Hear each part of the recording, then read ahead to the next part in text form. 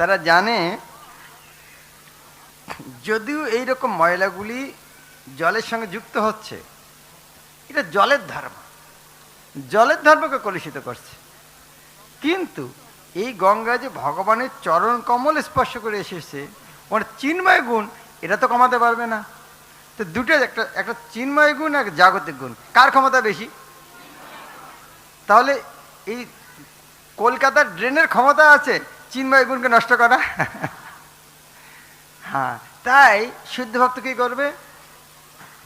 তারা জানে যে কোনো দিনও এই কলকাতার ড্রেনের জল গঙ্গা জলকে কলুষিত করতে পারবে না, তাই তারা সেই জলে পবিত্র স্নান করবেন।